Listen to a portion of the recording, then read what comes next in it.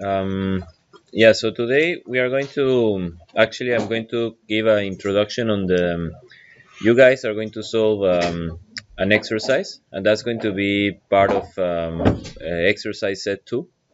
So you're going to work in that, I think, during the second part, or maybe let's see how quick I manage to do it, but you're going to work on that during this lecture. And it's basically we are going to be making, so today we're going to be making production scheduling calculations for the Snowhite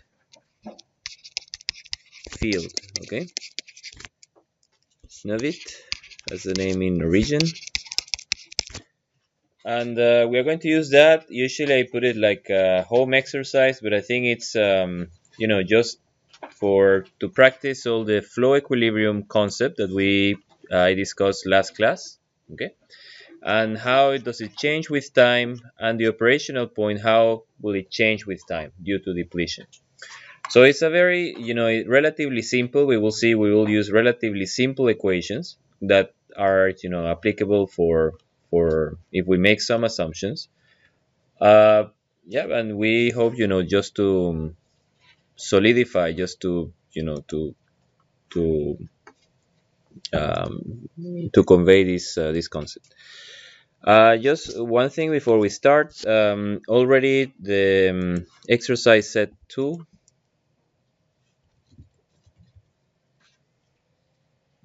it's already of it is published. So we are missing, I think, one or two problems, and one of them will be the one we are going to make today. It will be part of that exercise set. We have one on layout of subsea systems, and like you guys have received so much information about Gulf, about Oscar, so I made it about that. Okay, first is the layout before they install the subsea compression system, and the other is the layout after. So there are some questions to that system, which is very simple. Okay, and there are some questions related to that which are a bit more complex, but if you work in groups and you put your brains together, you will be able to crack it. Hmm? And then the second part is about the wave statistics. It was very short, very brief, but here you have enough information to solve it together with the information that was given in class, okay, and the notes. So basically, you have to calculate this spectrum based on the wave elevation data, and you have to calculate the significant height, and yeah, and you have to do some more things about it. So as you know, just not to keep the assistants idle. Otherwise they won't have anything to do this week, and they are sad. They're going to be crying, and they don't have their students to ask questions. So okay, so let's solve this exercise. And let's give some background. This Snow White field is located up north. Okay,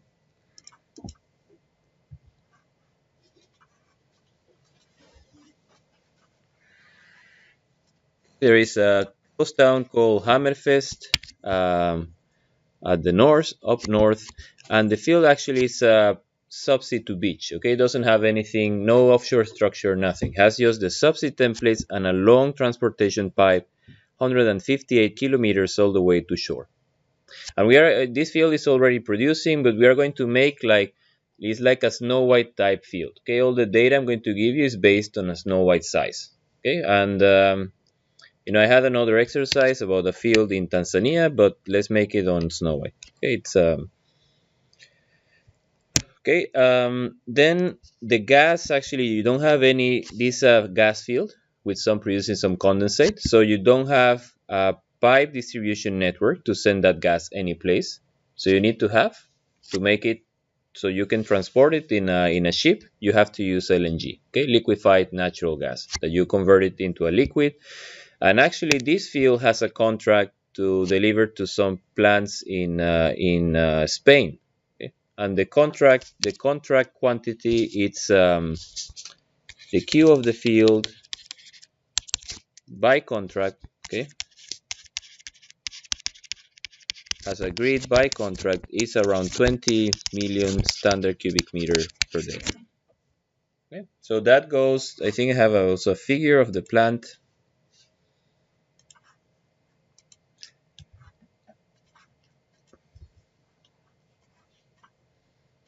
Okay, so it's completely subsea. You have some templates, then you have the main transportation line going to shore, and you have in an island called Melkoya, you have the LNG plant.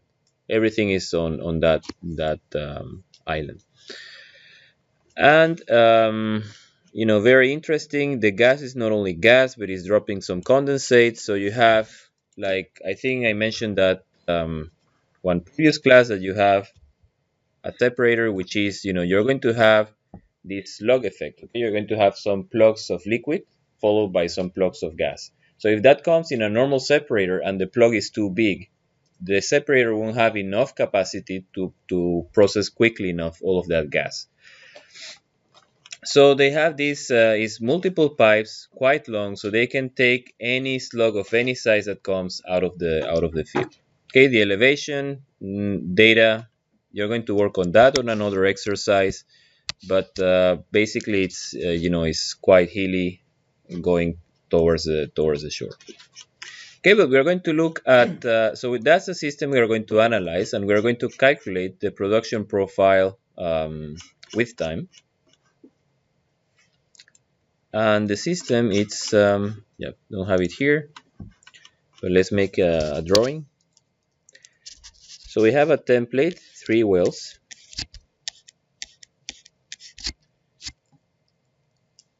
Then we have a flow line going to a common center, I call it plem.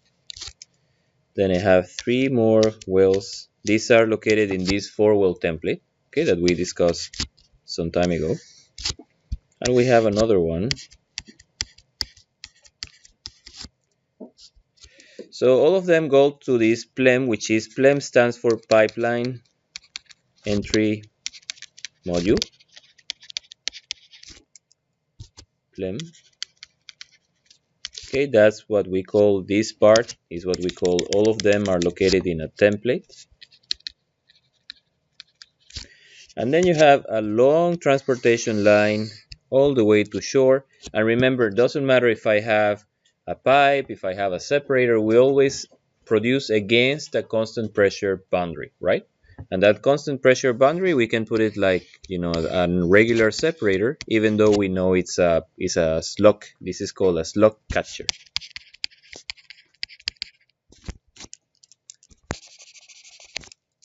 Okay, and in a regular gravity separator, remember that we have some volume. Okay, we have, an upper limit, lower upper limit,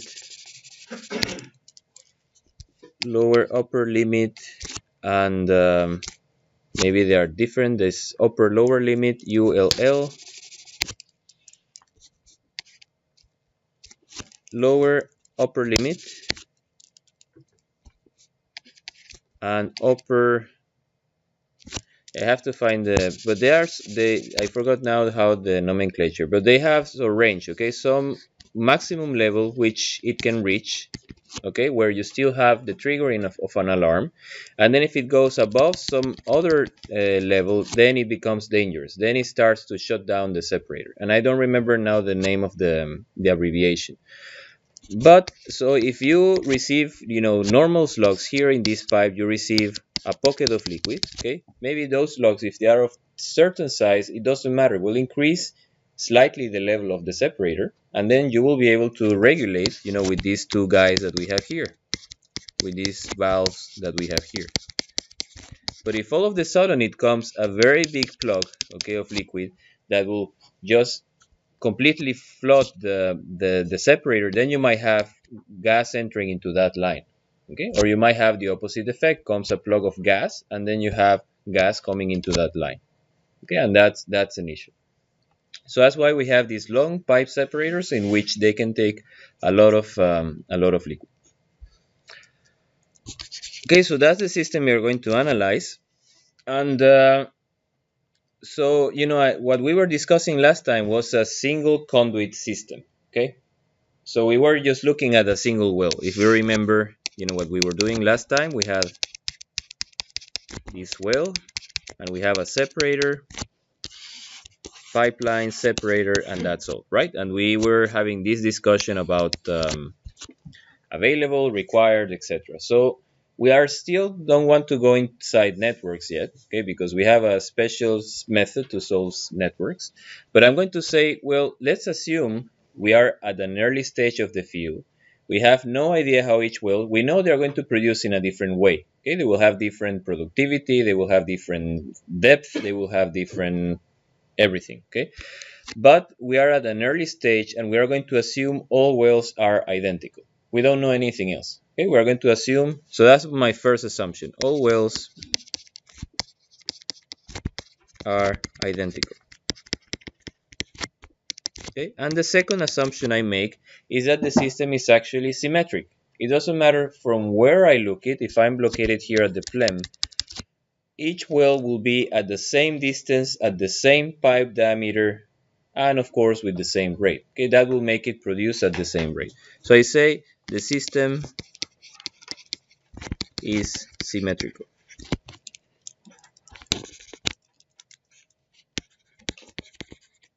Is symmetric. Okay. Then therefore the consequence is that the rate, right? If we are going to say we have 3, so we have Q template. We have here Q of the field that we already know is 20 million, right? So Q template will be the same for all of them. And then you have the rate of each individual well, which will also be the same for all of them. Okay, so Q well is the same and Q template is the same. So that's how we are going to build our assumptions. And you don't think that these are non-realistic. That's actually a very typical assumption during the field development process. I assume all wells will give me the same, just to try to estimate how many wells I need. And I'm going to put here a comment. These are 4 well template. Okay, remember here we left one free just in case we want to make an injector, we want to we screw up one well, we want to drill one other, etc. So if that's the case, then we don't have to look actually at the whole system, right? We can look at this system exactly like we did here, right? Like if it was one single branch well, okay, one conduit, we can look at the separator, but we have to look with this rate, with the rate of the field. Then we have to go back to the well. Then here we don't have to use the Q of the field, but actually the Q of the template. Okay, and then we can go back to the well, and here in the well we use the rate of the well. Well, we can do exactly the same, right? We can do available and required, okay, but using different rates, because every well will be identical. And okay, so to make this analysis, where are we going to put the point, okay, the equilibrium point?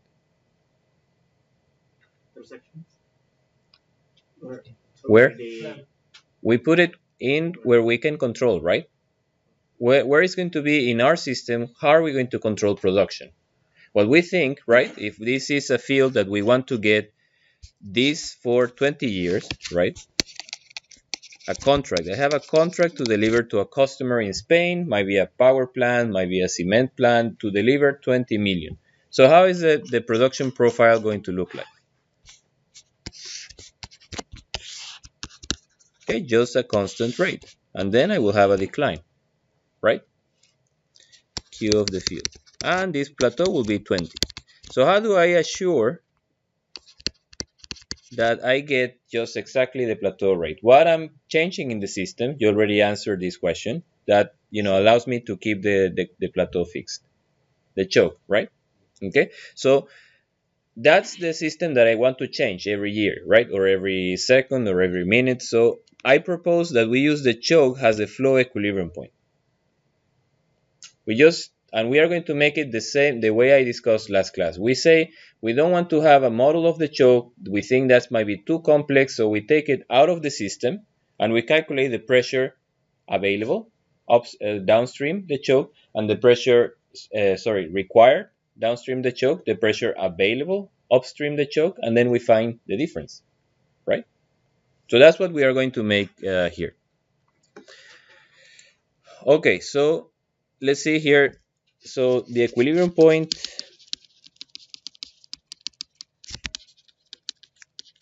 is the choke. So let's see, what do we need? Okay, so we need to go from PR, right, to PWF. Remember all the points, PWF. Then we have, I think will be maybe better to have yeah, I'm going to change this drawing a bit just to put the well.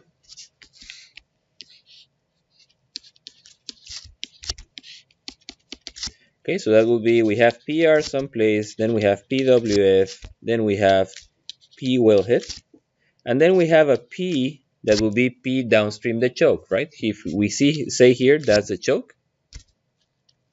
We have a P here, which is P downstream the choke. But that P actually is the pressure of the template. Remember, there is a manifold there where all the pipes are connected, and then that goes to a pipe or to a flow line that takes it to the plem. So that actually, that pressure, that the same pressure here and the same pressure here, I will call that pressure of the plem, of the template, sorry. Not plem, template, P temp.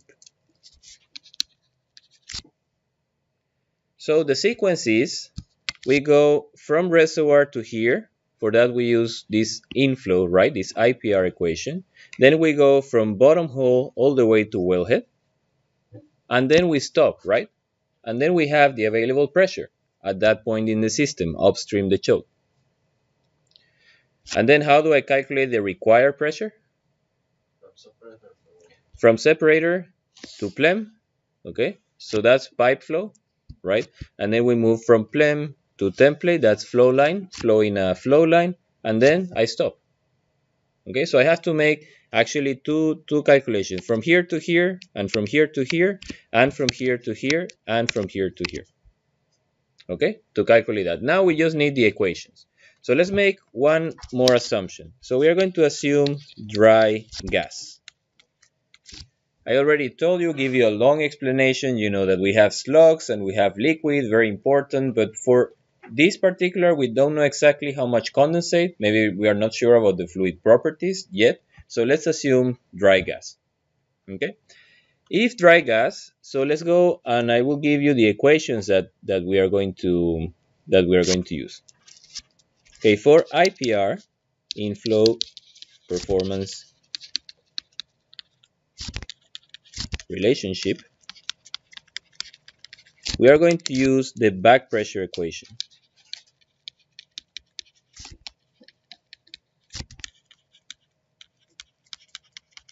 Okay, and the back pressure equation just says that CR PR squared minus PWF squared and to the power of n. Okay, and this equation, we are going to make a small assumption. Okay, this equation is valid for low pressures. Okay, typically we should use it for pressures less than 100 bar.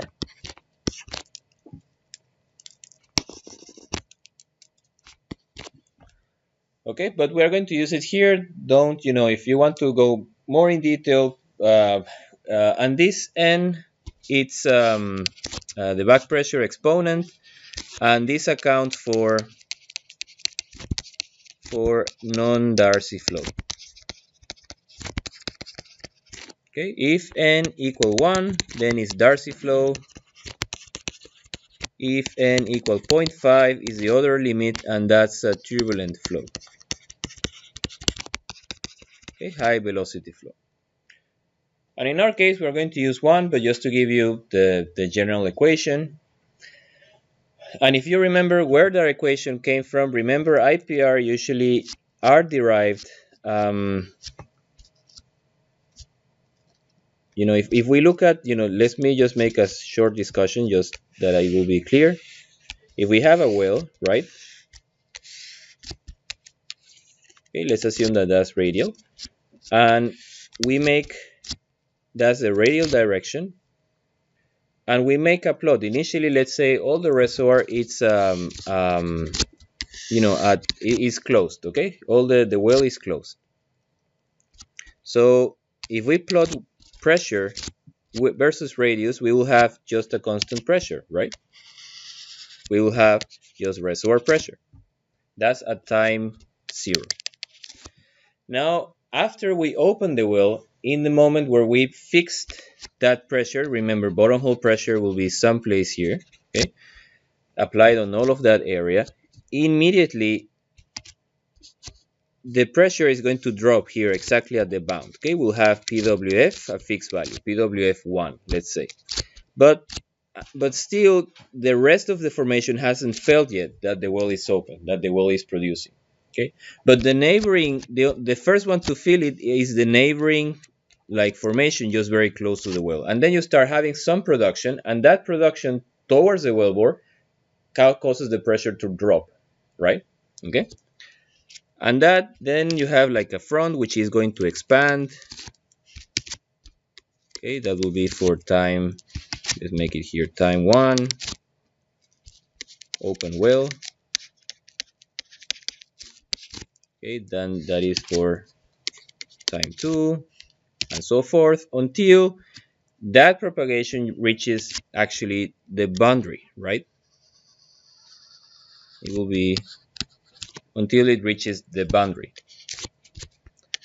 So I will call T4 time where pressure change reaches the bound. Okay, and that bound might be a kind of a non-flow, might be a fault, might be a sealing, might be a shale, might be even another well. Okay, if you have 2 wells, for example, that are producing, each one of the wells is competing, and there will be one point in between these two where you will have no flow. Okay, here if you go 1 millimeter to the right, it will be producing to the well to the right, and if you go 1 millimeter to the left, it will be producing to the left.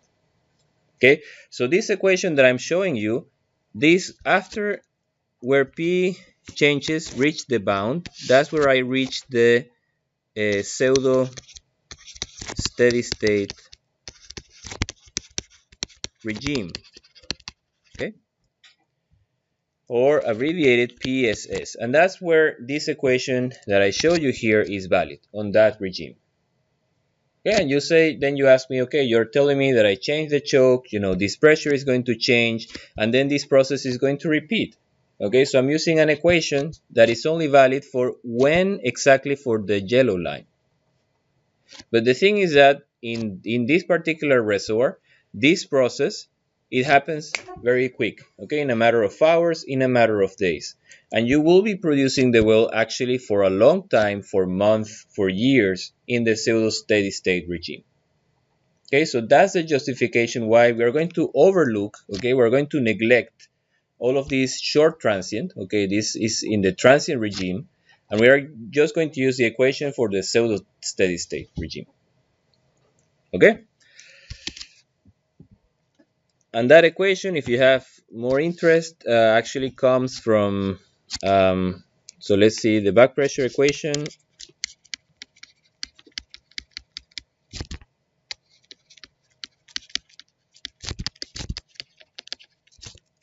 is derived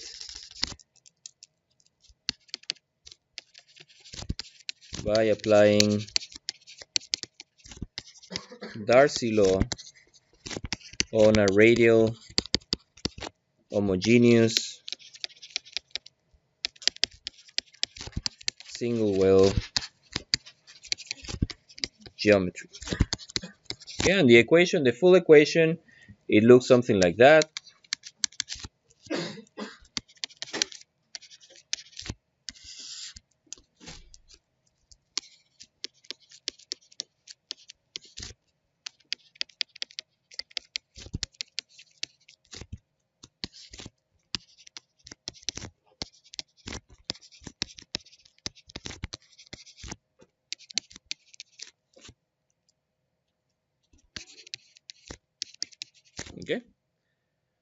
That's the full equation, and with the assumption that we are operating at a relatively low pressure, we can transform this integral in this difference, square.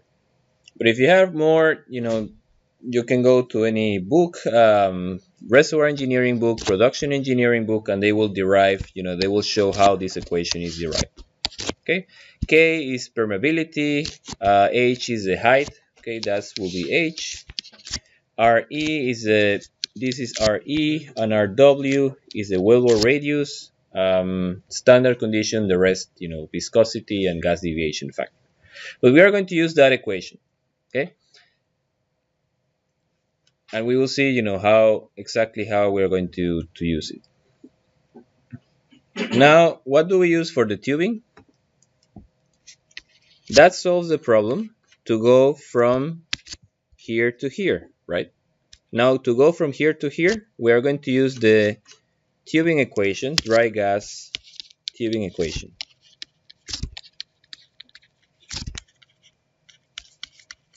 And if you go to the compendium, that just let me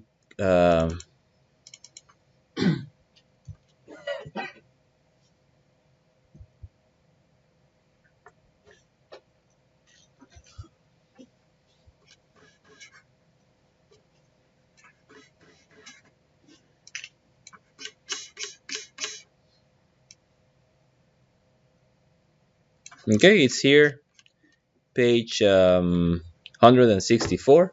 Okay, so if you want to read exactly how it was derived, but so page, let's put that here.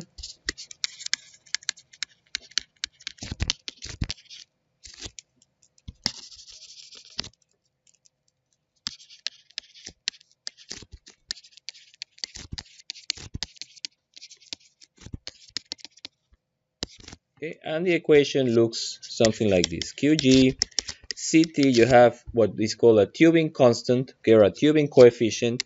Then you have the pressure I, that will be the pressure, we can just substitute right away. That will be the pressure at the bottom hole, squared e to the factor called s minus p2 squared to the power of 0.5. Okay? And where s is, that I have to pay attention, 28.97 gamma gas GH.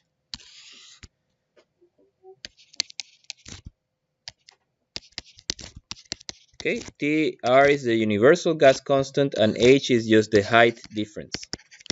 Height difference between WF and WH. And CT has a bit more complicated expression. Pi divided by 4 times R molecular weight of air, universal gas constant, 0.5.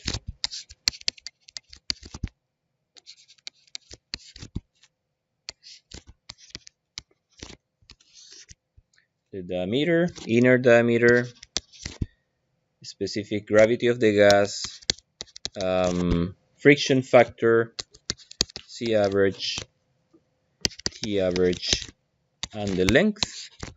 And not finished yet, S exponent of S,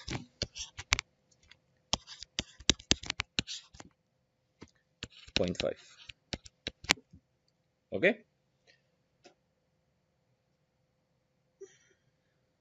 Okay, so I present this just to show you that there are some things that I have to know. Some things are purely geometrical, right? Like h, like the diameter.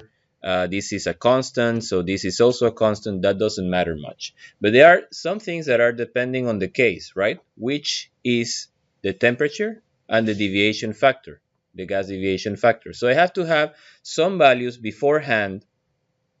To T average is just, T average is just T wellhead plus T bottom hole divided by 2.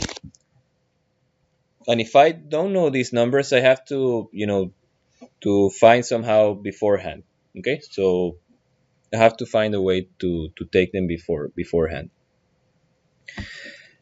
And then for the flow line, okay, we have flow line and pipeline.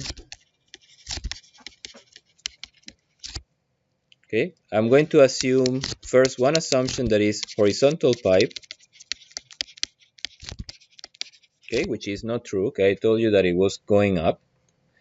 And the equation is CQG equals C flow line or pipeline P in squared minus P out squared to the power of 0.5. Again, if we use that for our system, then we will have Q gas will be C flow line P template, right? Squared minus P plem squared. And actually that's not the rate of gas, but that will be the rate of the template. And then you have Q of the field equal to C of the pipeline P of the plem squared minus P of the separator squared 0.5, right? Yeah. Okay, so let's see what we have. This will be Q of the well also, right? And this will be also Q of the well.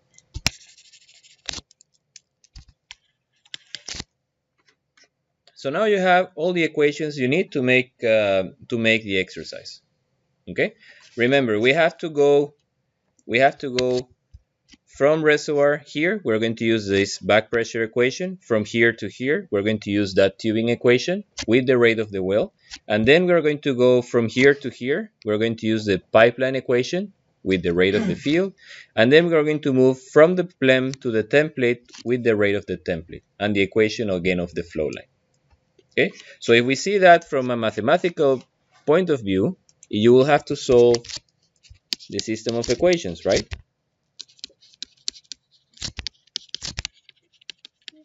Yes? Flow line usually is a term for a relatively short pipe length, okay? It's pipeline long transportation distances, like here, this distance is 158 kilometers, okay? But short flow lines, maybe a few kilometers, that's called a flow line, okay? Okay, so what equations do we have? We have Q of the well, it's equal to the back pressure exponent PR squared minus P WF squared to the power of n. Then we have Q well equal to CT PWF squared over e to the s minus PWH, okay, 0.5, right? You have to, keep checking. Maybe I make a mistake, okay? So just be... Then you have Q of the template, that will be C flow line P template squared minus P plem squared to the power of 0.5. And then we have Q of the field, C of pipeline, P of the plem squared minus P separator squared 0.5. Right? Those are all the equations we have. Yeah? So let's count. When we have this system of equations, we like to count the number of unknowns and the number of equations we have, right? To see if that one has a solution. So let's see on the first equation. What do we have on this equation? We have reservoir pressure, right? We have the C, we have the N, but we don't have PWF, right? So here we have one, how you call one unknown. And Q, do we have Q? Well, we have how much we want, right? So we have it or not? Let's see still, that we don't have it. So we want to solve just pure equilibrium. Okay, so this will be also a question. We don't know. We want to put it open choke to see how it behaves. So let's see here. I have two unknowns, one equation. Then I come to the next one. Here is the same unknown. Doesn't add anything new, right? This one I have. This one has an unknown. This one is also an unknown. So here I have one additional unknown, right? Now let's go next. This one I have it, template.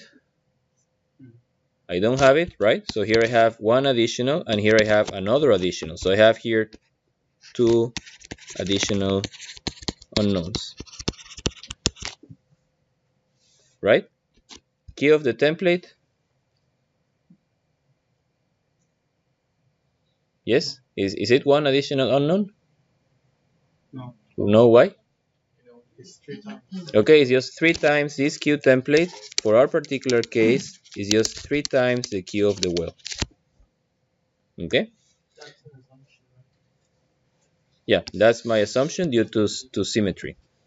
And then I go this one, I have this one. I don't have this one, but I already had it in the previous equation. And I have this one. Right? So this gives me at the end 5 unknowns and 4 equations, right? So how do I solve that system? Put the choke equation. What is the choke equation saying? The relationship between these PWH. The for open choke, right? P WH should be equal to P template, right? Yeah. So if we are calculating natural equilibrium, right?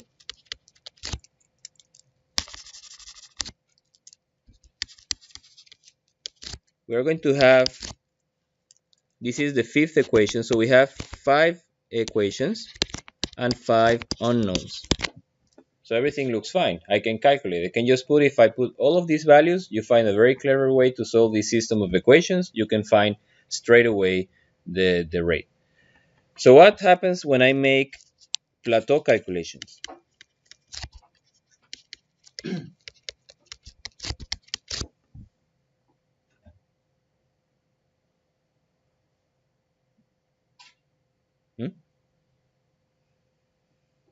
For plateau calculations, I don't have this equation anymore, right?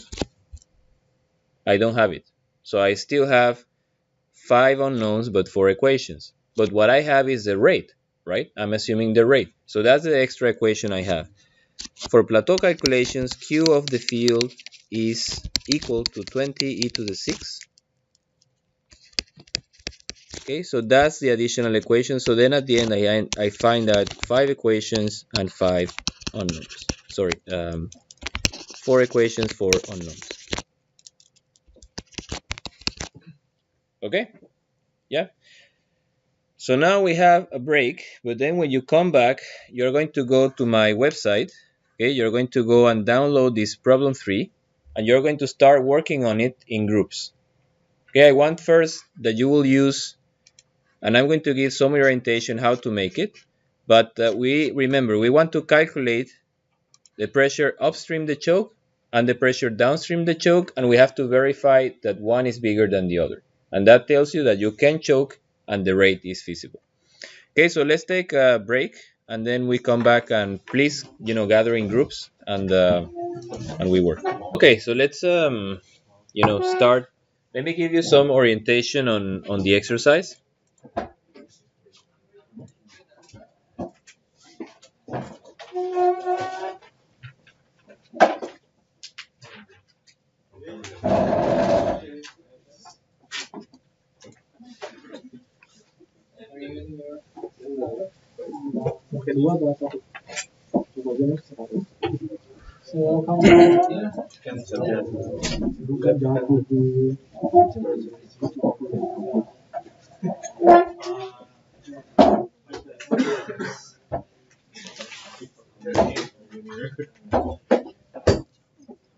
Okay, so that's the layout of the exercise. Remember, you go to my website, you go, it should be on the exercise 2 folder, and it's the one that says problem 3, okay, which is not posted yet.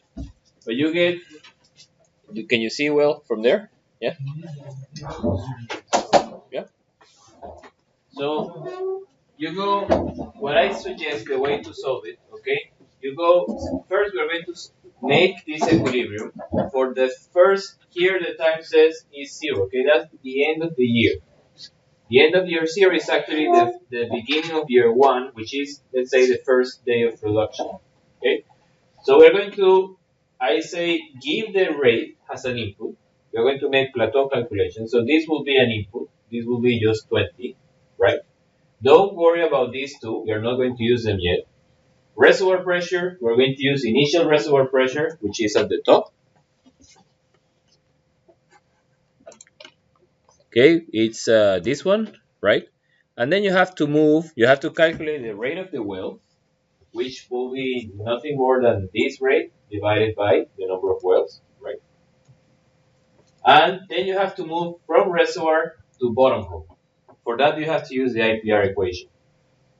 Okay, and you have to use it in a way slightly different that I put it here in the notes. Okay, we have this guy, and we have this guy, and we want to find this guy. Okay, so we have to clear it out. I have made for you already a user-defined function. So if you click Alt F11, you see all the modules we have to the left. And you have flow equations, and there you have IPR, and you see you have two IPRs, okay? One that gives you the rate, and one that gives you PWF. So that's the one that you have to use. Yes? And the similar with tubing, line, okay, this line I call this for the flow line and for the pipeline. Gives you the rate, gives you P1 or gives you P2. Okay, so I suggest you start from there, you move bottom hole, then you calculate wellhead, and then you stop. Okay, and then you go from separator, you calculate P1, which it will be the phlegm, then you calculate P at the template, and then you have to compare these two pressures. Okay, so just work on that, and I can help if you need any more clarification. So work on that. Please, going from this cell you have to fill this cell, then you move from reservoir bottom hole wellhead, and then from separator phlegm template. Okay, and here you have the delta P of the jet.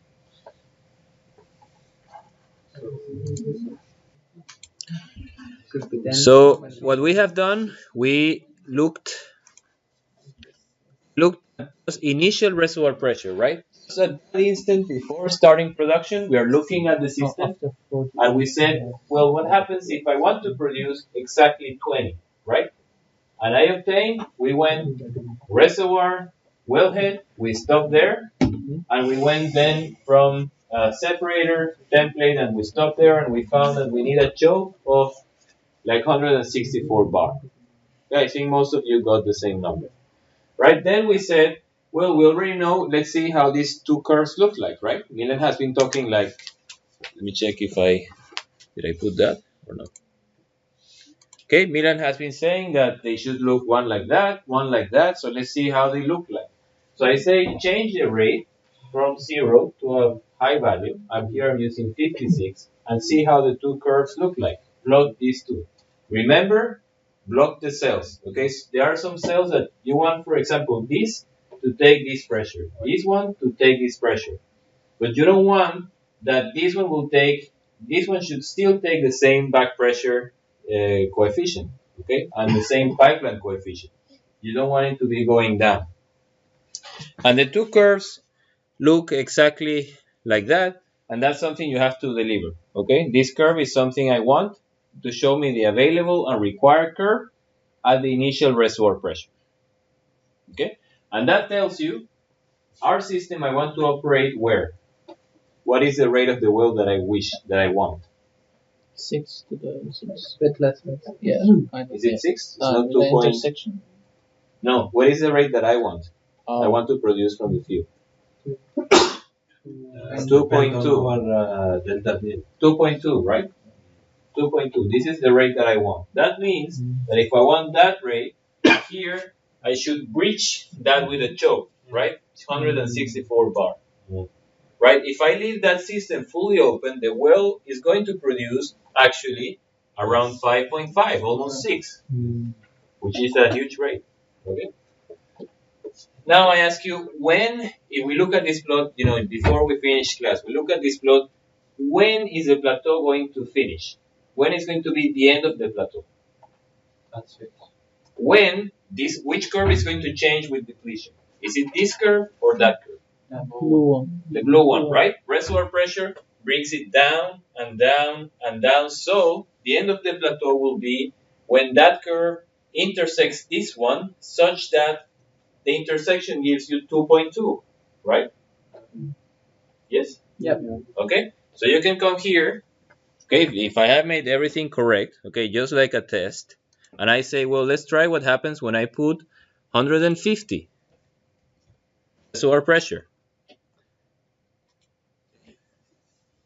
Now the intersection is 3, still not there. So at 150 reservoir pressure, I still will be choked, okay? I still will need to choke the flow, okay? Now let's go try one more. Let's try, for example, 100 bar.